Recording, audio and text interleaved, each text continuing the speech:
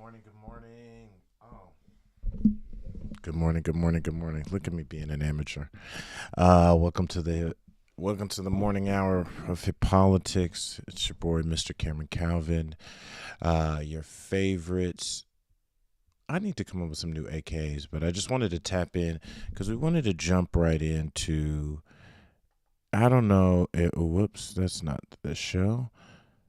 That is this show.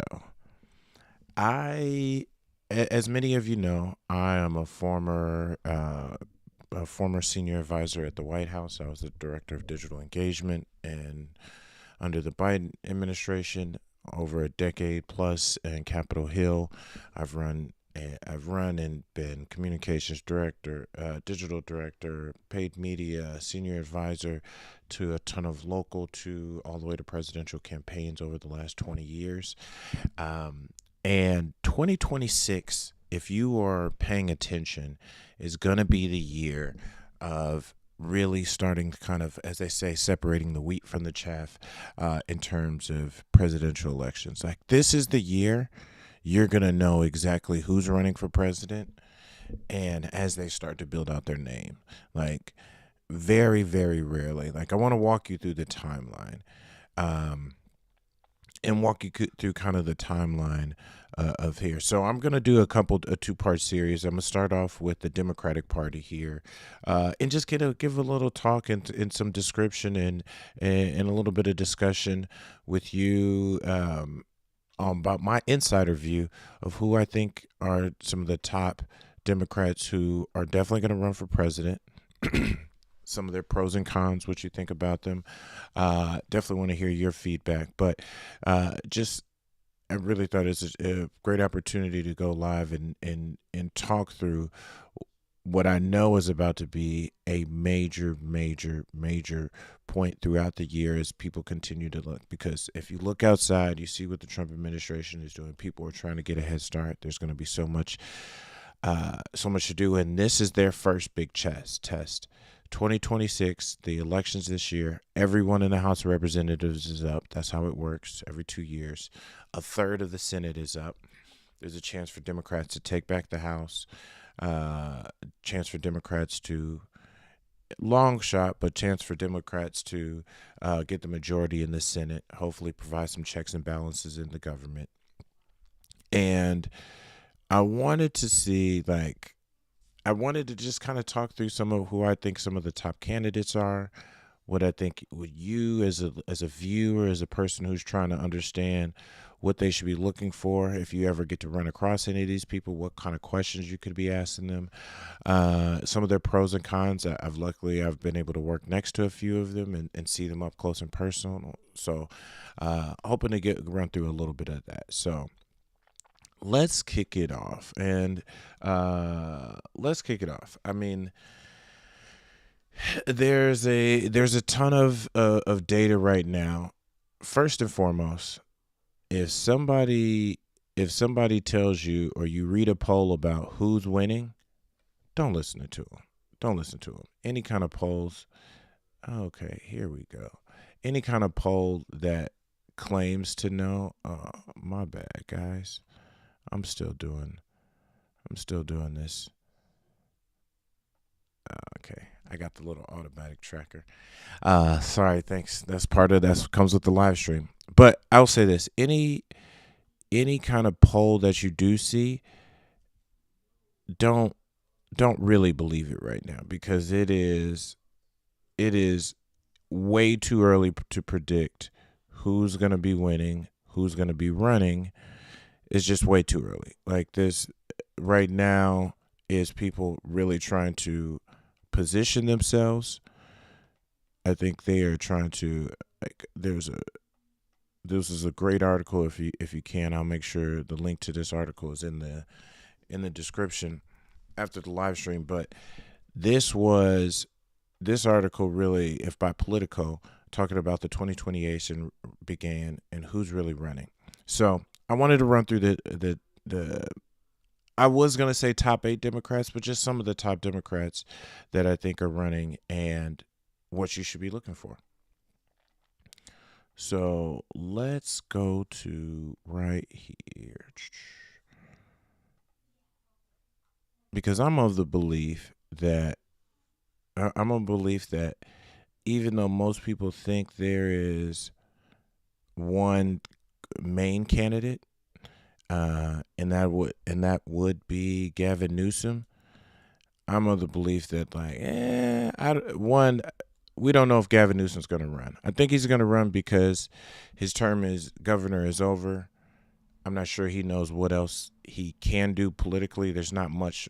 There's not much you can do outside of being the governor of California, because being the governor of California, California is our largest state in the union, largest economy in America.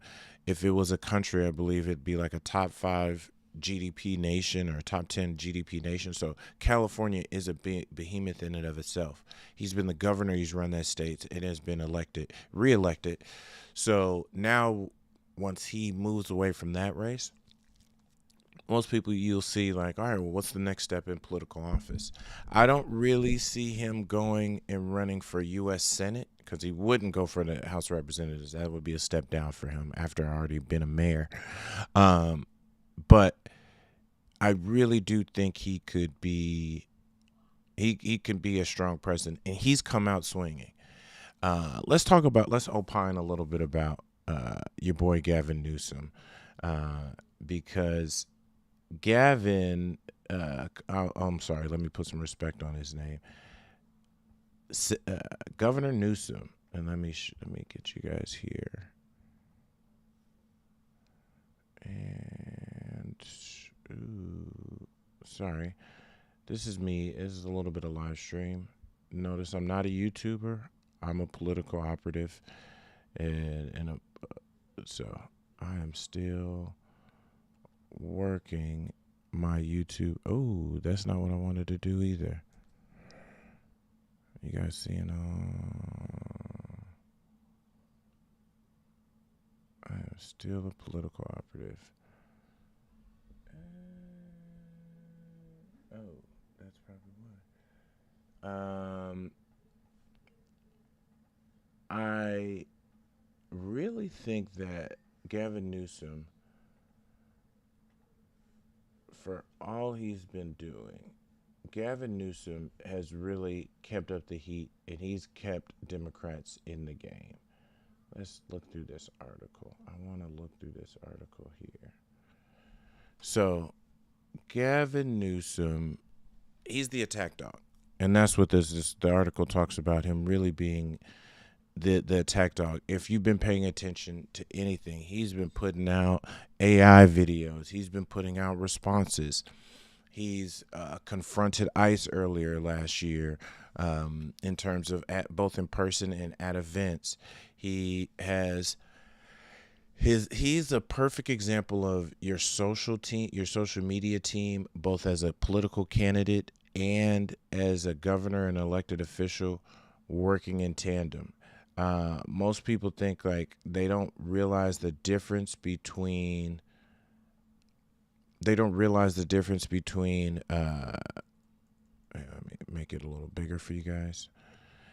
They don't realize the difference between your social media team and your political team and your governance team. If you are a sitting elected official, whether you're a sitting member of Congress, a city councilman, a sitting mayor, or a sitting governor, you have the state or your jurisdiction, your city or whatever, gives you a budget so you can go hire people to govern. Part of governing is not actually being political. And by political, it means just because you're governing, they're not paying for you. They're not paying for you in this, because this is essentially taxpayer dollar. Taxpayer dollars should not be going for you to run your political race. Even though it kind of is, it's not officially doing that. So that means you have to have a political team. That's the money you raise for your elections and so forth. Because he's governor of California and he's been reelected, he has probably a really big war chest. So he hires top-notch people. He really has top-notch people. And that shows with what he's been doing. So he's been pairing up, and then he's been on the heavy circuit of all of the different social media.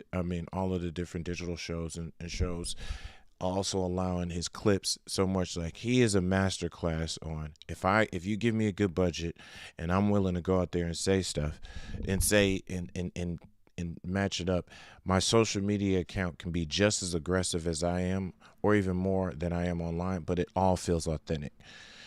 So I think he wins the race, and because he's breaking through to people and people feel like he's a fighter and he's fighting back, this is what makes him seem like the front runner. But I'll say this. I think, being a governor of California, we haven't seen, I mean, Reagan did it. Reagan was able to, man, sorry guys. Sorry. My tracking is playing games with me. Ronald Reagan was able to do this and become one of the most powerful presidents in modern history out of California. But I think we're just in different times. And I think he will have a perceived advantage, and sometimes perception becomes reality. But we're just a little over 2 years away from first actual votes being cast in South Carolina primaries and Iowa caucuses and New Hampshire primaries. So there's a lot of things that can happen until then. But I do think he's a strong debater. He's a strong presenter. I think he does have the little slick. He's really tall. Like, I'm 6'2". This dude got to be at least 6'4", 6'5". Like, he's really tall, commanding presence. Any debates and talks to both Republicans and Democrats, even though he will debate Republican leaders, but he also tries to come across, or he works on, what's the word I'm looking for? He still wants to keep an open. How do we put this? He still likes to keep an open mind, especially on his podcasts and some other places, to be able to talk to anybody across the aisle, which I think is a great quality. I think that's a great quality. But a lot of people get mad because he platformed Charlie Kirk. He platformed several Republicans on his podcast. But I think if you never talk to people, because we all got to live here together, how are you ever going to fix it? You literally don't have to agree with anything they say, but we're not going to fix anything. So that's your boy, Gavin Newsom. Now, he's people call him the shadow front runner. I don't know why they call her this, because this makes me upset. So I'm gonna skip past this with Kamala Harris. Let's go to something else with Kamala Harris. When they talk about Kamala Harris, so this is my former boss. I did it, so I will admit my bias. You know what I mean? I worked in the Biden Harris White House, one of the biggest honors of my life. I got to see this woman up close and personal. Now, while I did work on the president's team and the White House team, so I wasn't with Vice President Harris every day or even often up close. We were able to work projects, able to see her up close and personal, able to see the people around her and how she was effective as a leader. And we both are Howard alum, so there's a family element there. But I think what she's been doing on her book tours is right on point. I'm glad she's not running for governor of California. I think she gets bogged down in the politics so much.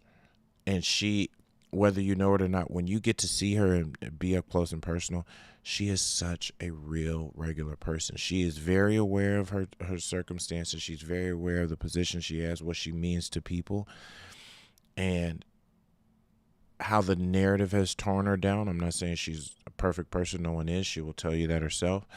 But the narrative around her as a woman and as a strong black woman, I think, is what weighs on not just her, but her candidacy.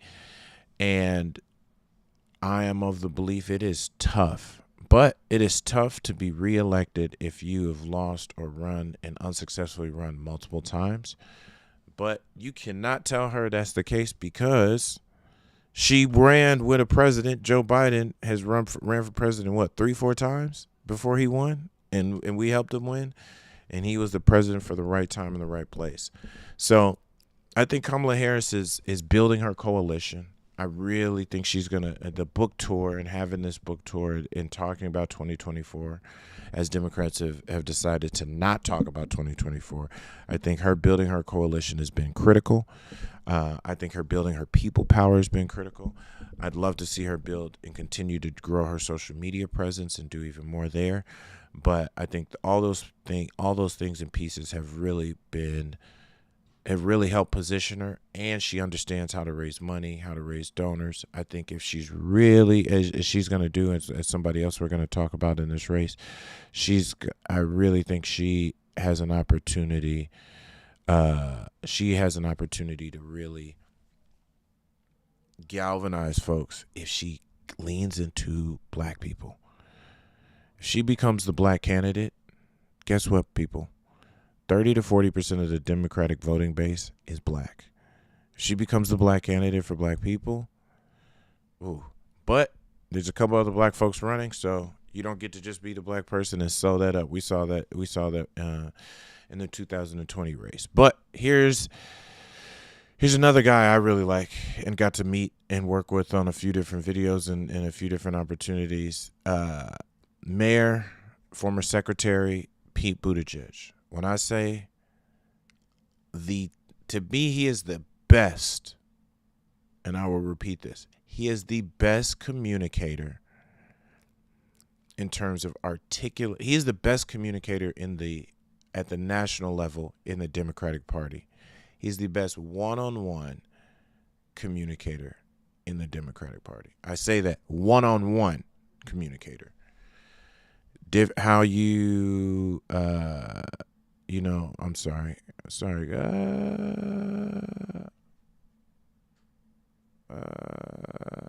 My bad. I'm not sure what just happened. I'm gonna have to put my other camera up here in place because this is annoying every time because this thing is just so you know, this thing is hand activated, and so that is why when I move my hands sometimes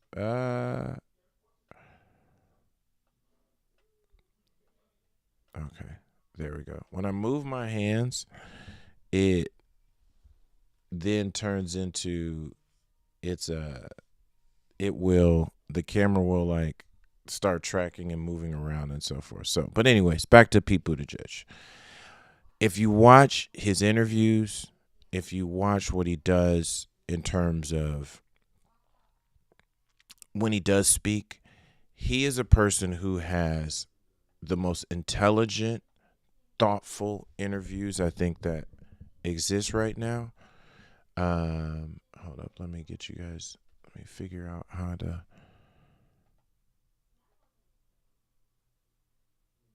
Let me figure out what's going on. Oh, there we go. I just wanted to make sure I was in focus. If he will go on everything from the Breakfast Club to Fox News, talk directly, talk plainly, so you understand him in plain English, give insightful reasons as to why things are.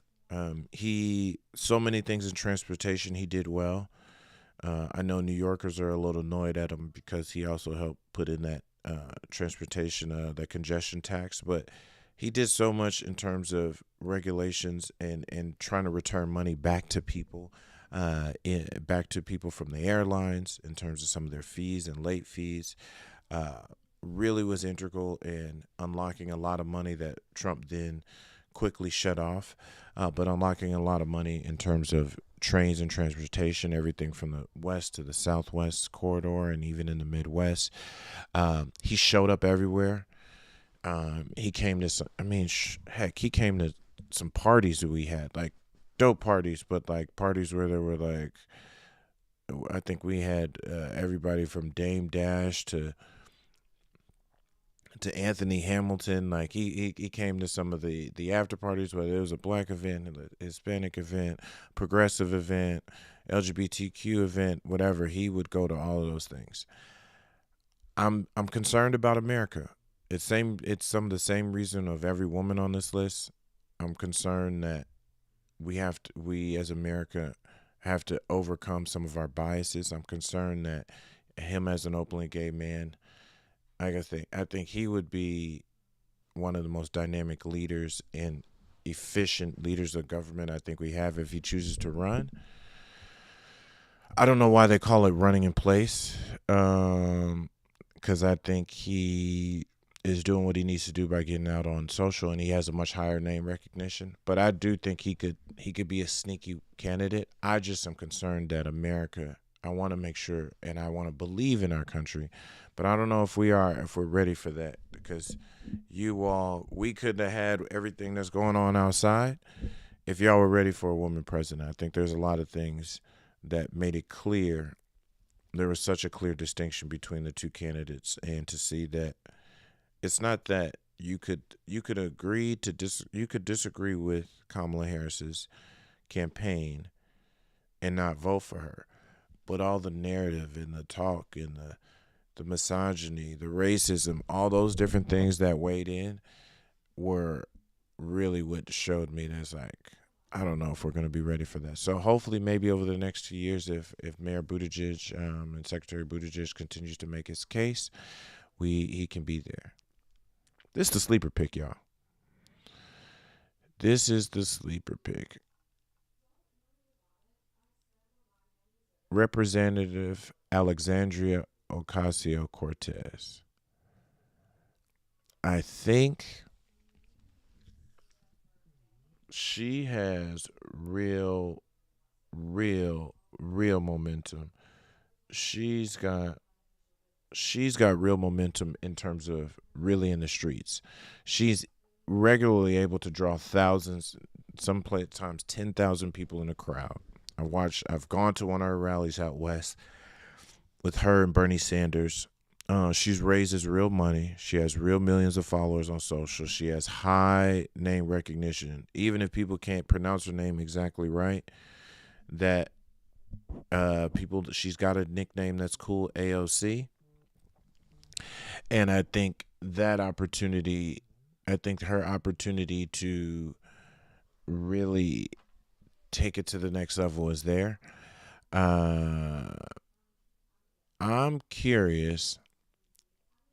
I'm really curious if that she's going to whether run for president or she's going to primary Chuck Schumer in 26. I'm sorry, in 28, and run for as a Senate for a Senate. I'm curious if she's going to primary Chuck Schumer. I don't know if that's going to happen. She just recently introduced New York City Mayor Zoran Mamdani at inauguration on New Year's Day. So I'm really curious if she's going to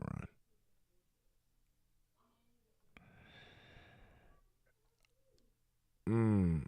I don't know why they did this to my boy, but I love Rep. Ro Khanna. Ro Khanna is a dope progressive out of California near Silicon Valley. A real heartfelt American story. He's currently also on tour, building up his coalition, building up his fundraising base. He's worked across the aisle to do a few things, but I don't think he's actually gonna announce that he's running. But he might be interesting. He might be an interesting candidate to run as vice president. Now this guy, Governor Josh Shapiro of California. I'm sorry, of Pennsylvania. Josh Shapiro is a dynamic leader, dynamic speaker, father, working man. He's governor of probably one of the most consequential states when it comes to the electoral college map, and a popular governor. Just won re-election. He was one of the leading candidates to be Kamala Harris's running mate before she went with Governor Tim Walz, former attorney general, so he does have that attack dog mindset, and he's able to kind of talk through that.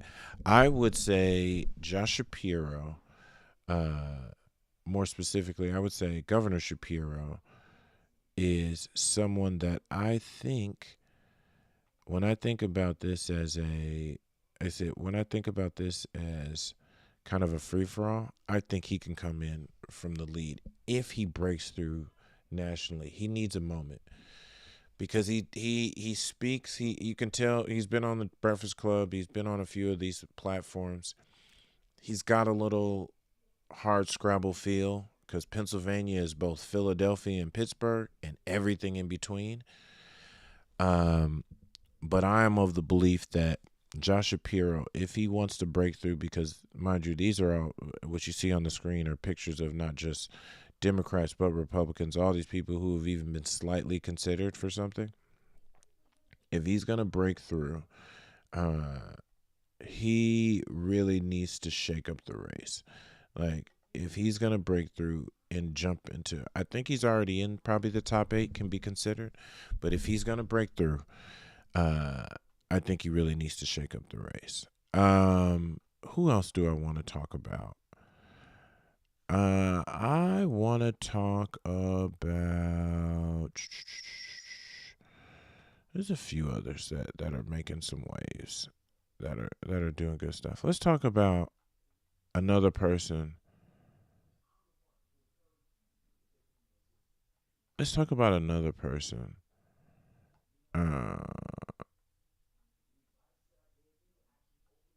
Because Josh Shapiro, him also making the argument of being Pennsylvania is there, but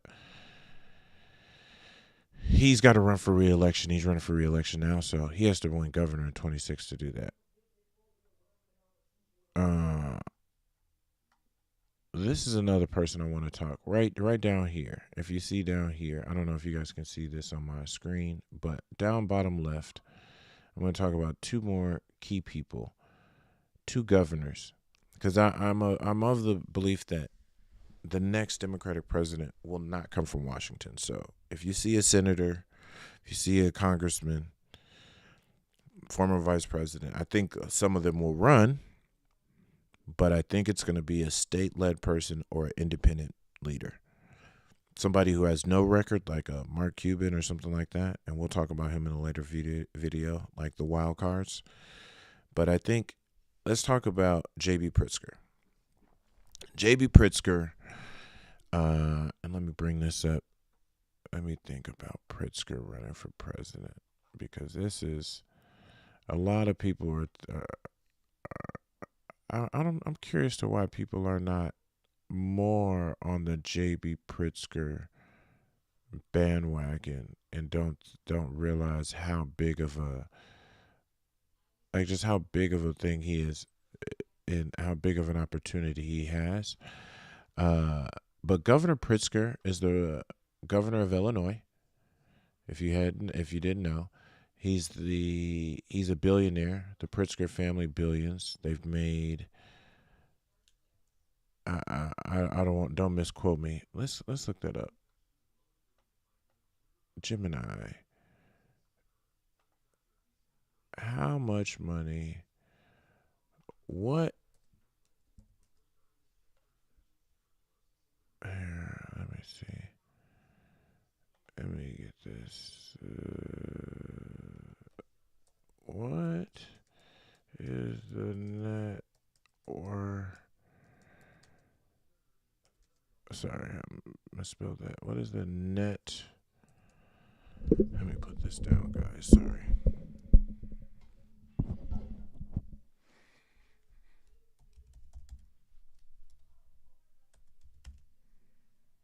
Oh, Governor J.B. Pritzker. $3.9 billion.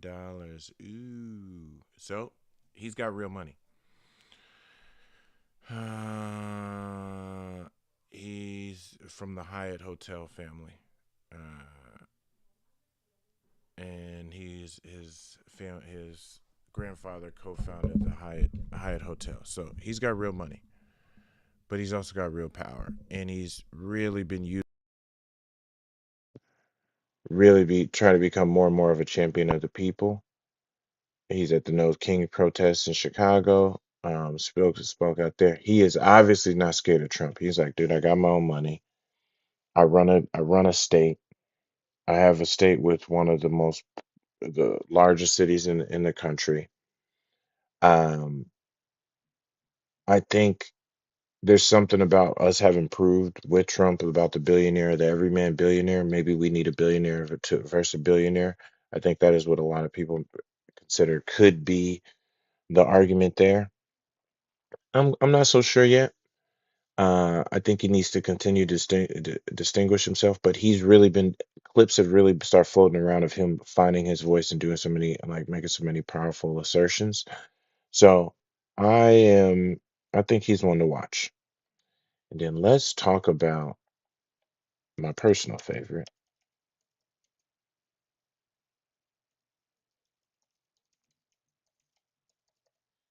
Uh,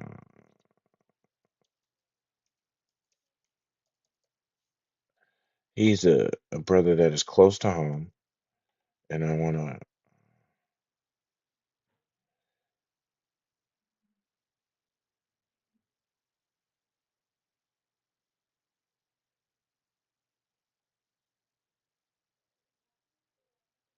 Um, Westmore, Westmore. Let's bring him up. Um, he says he's not running, and he's currently running for. If you look at every picture, he's in them right there, right between Gavin Newsom and ALC.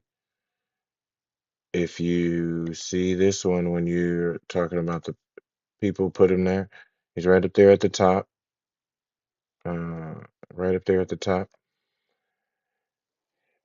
People think Wes Moore is running because he's such a good dude, and he's a governor, and he stands up against Trump, and he's black, and he's a military vet, and he and his wife are the power couple of power couples. Like they, and by power couples, I mean like couples for the people. They really, really are authentic people. I've got to meet him at fundraisers. I got to see him at events. He's really doing his best to try to fact-based bring resources back to the state of Maryland. He's really opened up diversity and taken that head on, even in this anti-DEI environment. Diversity amongst not just race but gender, focusing on helping women-owned business, minority-owned businesses really succeed. He has been working well with his various mayors, including the mayor of Baltimore, to really bring down violent crime, really invest back in community. Um, he's a fighter, literally. I mean, I believe he's like a ranger, so a big dude. Really has served in our nation's wars. He's also was part of the Robin Hood Foundation, so he's given billions and overseen billions back to help people. I think Wes Moore is one of the most dynamic people that people don't know about, even if they know about him. And I can't wait for him to show more of his personality, more what he means and what his vision is for the country and the world there. So I think he has a chance, but just like Shapiro, he's got to win re-election as mayor in Maryland this year. And I think all his focus is in there. And then because he's winning re-election, he is going to be heavily on the campaign trail. But because he's running for re-election, for him to turn that writer back around and then run for something else, I think would be interesting. So I'm gonna stop there. Thank you guys. I'm gonna do more live streams like this, just kind of talking and bringing in my thoughts and ideas. Maybe even inviting a few more guests. We have got more stuff coming out. Make sure you support Hip Politics by smashing like and subscribe. You can support us and follow us on all on social media or follow me, Mr. Cameron Calvin.